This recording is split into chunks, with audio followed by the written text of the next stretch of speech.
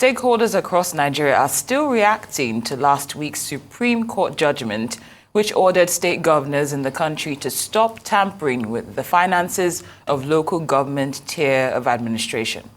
While there have been more positive reactions to the ruling, a good number of governance and legal authorities have likewise warned that a lot of work needs to be done to finally achieve this divorce that has the potential of enhancing the country's democratic profile while opening more doors for the delivery of dividends of democracy to the greatest number of Nigerians.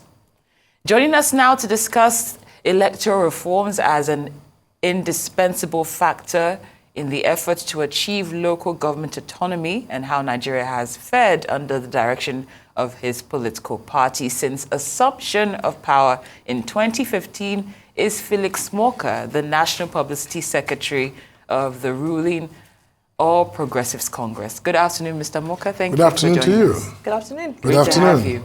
So what specific electoral reforms does APC propose to ensure genuine local government autonomy?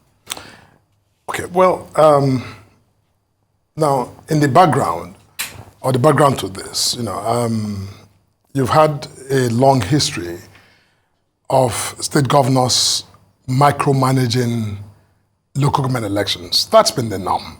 It's either the vacillating between the use of the caretaker committees to run local governments, or these elections conducted by the state electoral commissions that literally rubber stamp, a preordained outcome, so that the process has never been, subject to any kind of fairness or objective process for the selection of those who govern at the local government level. And I think that the decision that the Supreme Court just rendered, that has given autonomy to the local government to, receive their monies from the federal government, as against what was the practice of, having the states be the, if you will, custodians of these monies, is a remarkable effort to transform that system of government. And it is a system of government that is especially critical to the realization of the idea of democracy, in terms of the substantive elements of democracy. People, every one of us live in the local government. There's no one, even the president has a local government where he hails from. So we all are, subjects of that system. So it means that something that's important requires, a system that I think, allows for every citizen who is eligible in the local government to participate, and to participate freely without the overhang of this state executive command and control. Just this past week, there was an election in Delta, in my state. And as we speak, I can show you the results of the votes in my ward. APC won that ward. The results speak eloquently by 96 votes. But as we speak, the state government of Delta is unwilling to declare that ward for the APC candidate who contested. And they will do it. But of course, they will meet a very stiff legal challenge, should they, insist on awarding this to the PDP candidate who did not win the election. So the point is that now that the Supreme Court has spoken, I think it behoves on both the National Assembly, the federal government of Nigeria, the state governments, the state legislatures, to partner to figure out, even if it's a hybrid of a program or a process for electing those who govern at the local government, that is something that is, I think, that beckons on us to do, on the basis of this judgment of the Supreme Court. All right. right. So, well, one of the conversations happening is that maybe INEC should oversee local government elections. But again, we look at INEC and, is it the same INEC who encountered system failures during the national election? The same INEC that had, there were so many conversations happening around its efficiency. So what's the actual solution to, for example, you're alleging that there was some sort of, malpractice or manipulation happening with the local government elections in Delta State. So what's the way forward? Because it seems like when we leave it to the states, because that is autonomy, it's done by the state electoral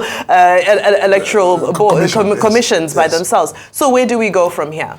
Look, I think this is not something that anyone, whether it's APC or the other parties, can dictate the way forward. I think this requires some thoughtfulness on the part of all of the key actors at the national level. Like I said, the federal government, but the National Assembly in particular, and the state assemblies, to really figure out a way to build in some safety nets within the electoral process. I'm not going to sit here and say INEC should take it over, because even if INEC were to do so, that would require some enabling legislation that still comes back to the National Assembly to make laws that would make that happen. But again, I'm not sure that the National Assembly itself will do any such thing without due consultation with the state governors and the state assemblies. So look, everyone who is elected to office, whether the president or the National Assembly members or the governor or the state legislators, they were elected on the promise to serve the people, to do right by the people. And these are the same people. They all have the same constituents. Whether you are at local level or the state or national level, we're talking about the same citizens of Nigeria. So it means that if local government autonomy is something we have, we can, I think, now say, and we have always said until this judgment, that it's desirable to have the local governments function optimally, then it means that every single member of any one of these institutions bears a responsibility to work together to ensure that the people, who the local government are meant to serve, are served by ensuring that only those, that the sovereign voters decide, should govern, should govern. It shouldn't be dictated by any governor or by anyone else, as we're seeing in Delta, or we're seeing around the country, quite frankly, because of the, instrumentality of this caretaker committees that it's been used almost consistently by many state governors. All right, can you walk us through concrete steps that the APC has taken since 2015 when it comes to strengthening local government institutions?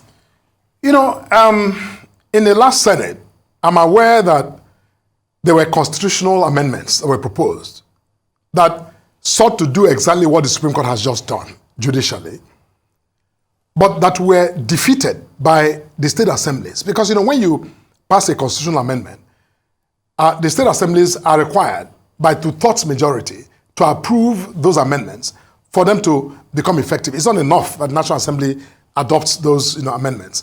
Once they're adopted, the law and the constitution requires that those points are transmitted to the states to deliberate upon and to vote.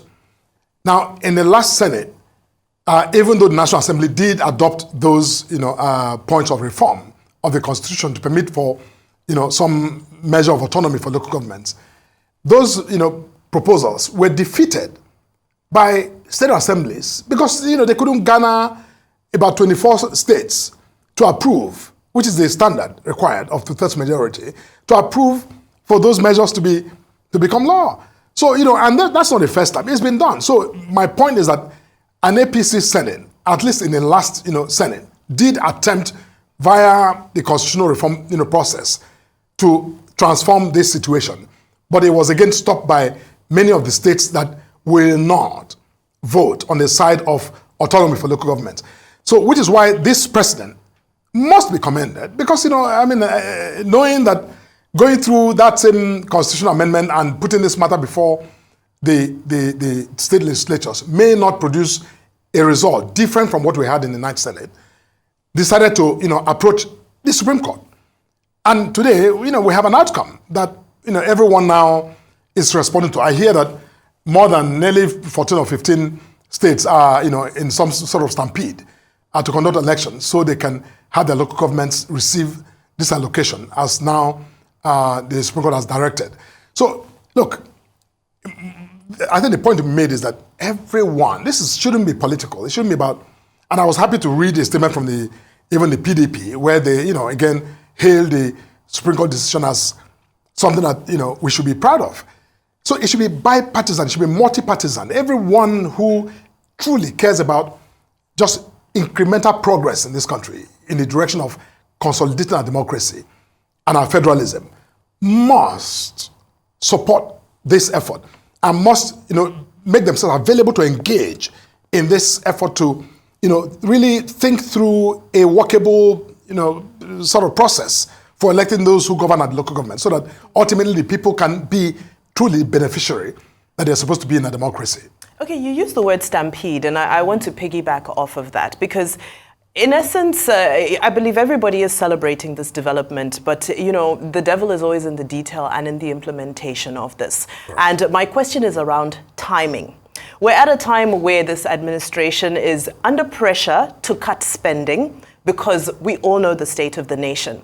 Now, one thing this ruling is going to do, shall I call it an unintended consequence, is it's going to create bloating because you now have local government chairmen who are going to be stampeding to Abuja to collect their allocations. So are we ready for this sudden explosion in budget that's about to come? Whereas you just had 36 governors, coming to Abuja, you now have multiple chairmen, local government chairmen, who are going to be flowing into Abuja every month, and the cost of that is just crazy as well. So timing-wise, is this the right time? And are we ready? What are we doing about the cost implication? If we say that we can't increase minimum wage because it's inflationary, surely this is going to be inflationary as well. No, I'm not sure that that I share that understanding because, the fact that local governments have been granted some measure of financial autonomy does not mean that all of a sudden, whatever figures that were allocated to them will become different.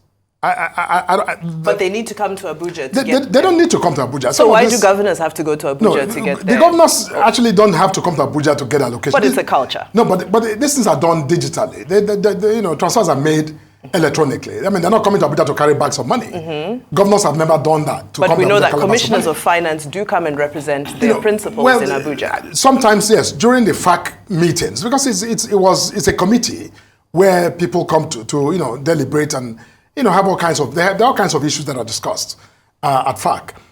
Yes. So we can agree that there will be more people in those delegations. Hopefully, that logistical imperative will not be the case because, this is really about just posting whatever, amounts of money once they are verified to be governed democratically as the Supreme Court, laid out. This money should be able to be transferred by the relevant, authorities of the federal government to the, accounts of the local governments. I think what is significant here is that rather than, send to JAC, the joint account, of states and local governments, these monies will now be sent directly to whatever accounts that are, are designated and are approved for the local government directly to be spent.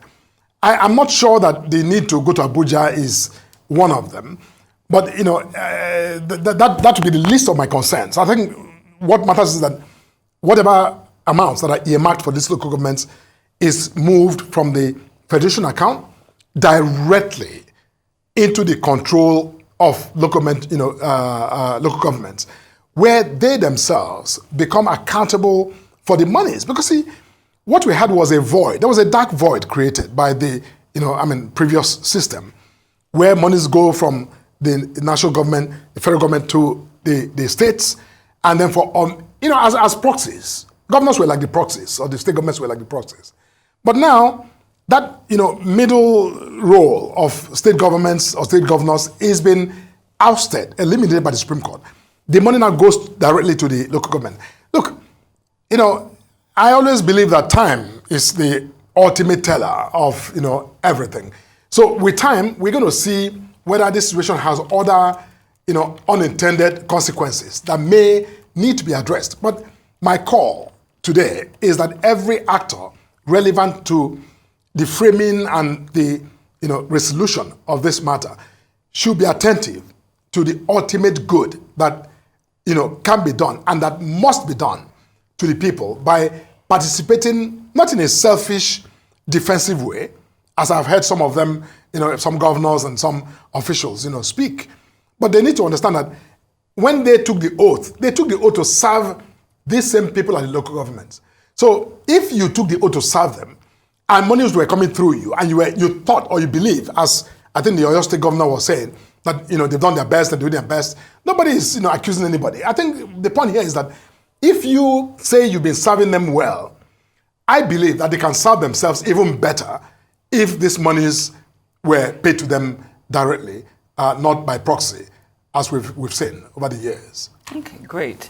Now, beyond the local government autonomy, you're also here to discuss with us how Nigeria has fared since the APC assumed power in 2015. Now, you just said that time is the ultimate teller of everything. So how does the APC justify its management of Nigeria's debt profile, which has significantly increased, like we all know, since 2015?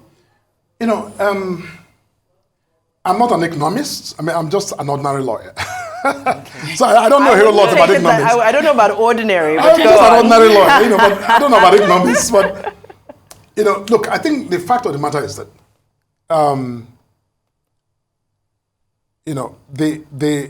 it's not so much about the debt.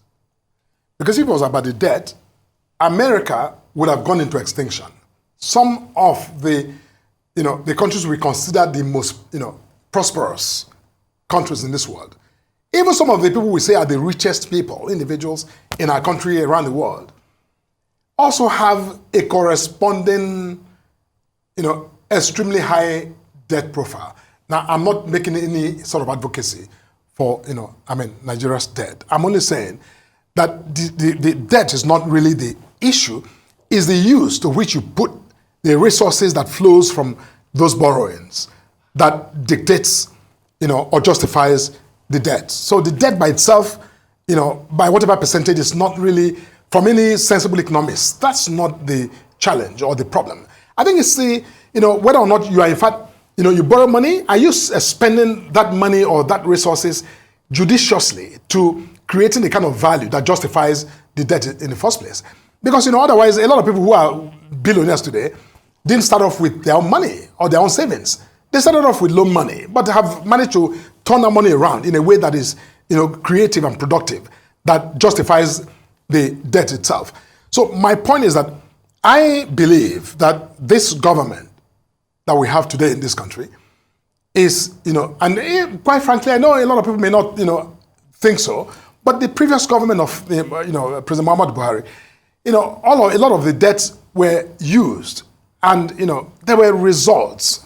I know, for instance, the last time I was in Ibadan, it didn't take me just barely 40 minutes to get to Ibadan. Yes, I know a lot of that road was built sometime, with, loan money. But, riding on that road, I felt somewhat, what is a loan? We will pay it. But, today, if I had business to do in Ibadan, I can get there and come back. It's safer, it's quicker to travel on that road because, we have built the road. And, both the economic activity that it promotes and the commerce that it promotes and sustains all go to, inure to the benefit of the country and in repayment of that debt. Now, the bad debt is the one that is used and that, has nothing to show. So my point is that, the debt profile itself doesn't worry me as much as, I am eager to see that our government continues to justify, those monies that are borrowed. If we borrow, we must show corresponding value for what we borrow. Otherwise, borrowing itself is not, meaningful. It's the use to which it's put that determines the value of what we borrow. Right. Now, given the state of the nation, I don't need to, regurgitate what's going on. We all know what's happening currently. I'm curious to know from you, which of the policies of this administration do you think is going to get us out of where we are right now? Look, it's a slew of policies the removal of the fuel subsidy that's been the bashing baby of this administration is a policy that, was and... Has the subsidy been removed? Well, yes. In the sense in which the subsidy was operated, it has been removed. Okay, so it's now operating in a different way. It has been removed. And, every government has the duty, the responsibility to manage its program.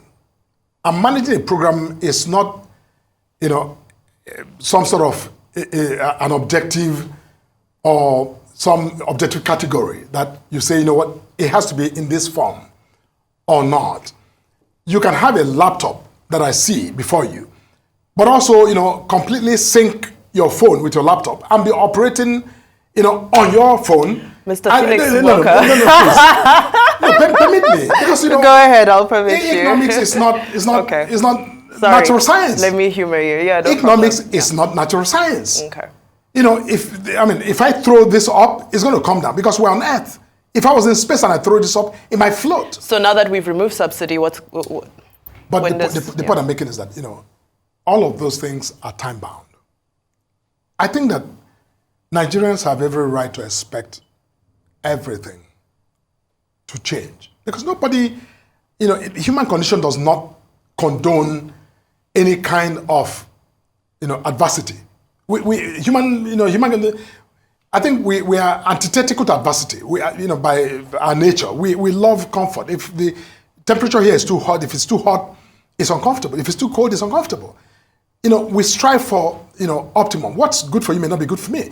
I think that, the government is truly desirous and is working, through a number of, interventions to address the current circumstances that everyone, including the president, admits are dire, which is why, there's some restiveness in government, people not really sleeping, trying to get things done to transform the material conditions of our existence. That is the call to duty. I will be worried. And if I come here, look, in my background, I'm a human rights lawyer. I've tackled governments all through my career. That I'm the spokesman of this party does not mean that I'm sitting here trying to, we have very frank conversations on the inside. Sometimes we cannot come out to, but even if everything was rosy, even in the best, conditions, you will still have prospects for radical improvement. And striving to get it better, even better than better, is ultimately the ideal.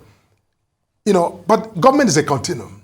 This government didn't start from nowhere. It started because other governments governed. And so it has inherited both the good, the bad, and the ugly. But what I can say, without equivocation, or without any fear of contradiction, is that this president is working and determined to, transform the fundamental, equation that will yield better, more livable conditions for our people. But, just a quick reference. Every country that has done that, there are people, when they talk about Japa, everybody wants Japa to certain places. Look, those who want to get on the plane and go elsewhere, those conditions you are hoping to meet in those countries, they turn the corner.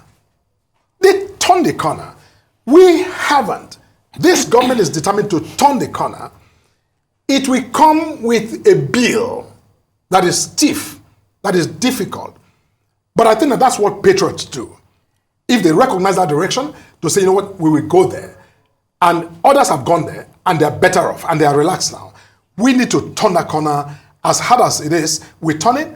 And, I am confident that with some of the efforts made, if you give time, this is just the first year of this administration.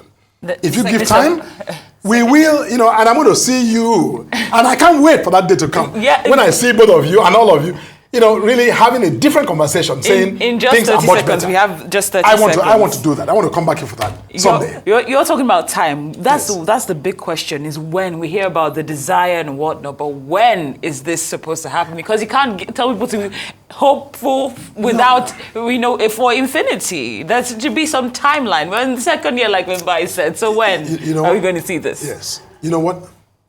Today, you are all wonderful staffers of this beautiful television station. A day was when you were not. That time will come. But, I can't give you a clock time, but I know that efforts dictate to me that time is near. And I promise that it will come. But and I want to come back here when the statistics and the data begins to show a different direction. But go without time is more or less a dream. Yeah, but we'd like to appreciate you for coming here regardless. We really appreciate your time. Thank you for joining us here on Newsday, Mr. Felix Morka. Thank you for being here. So much. Thank you.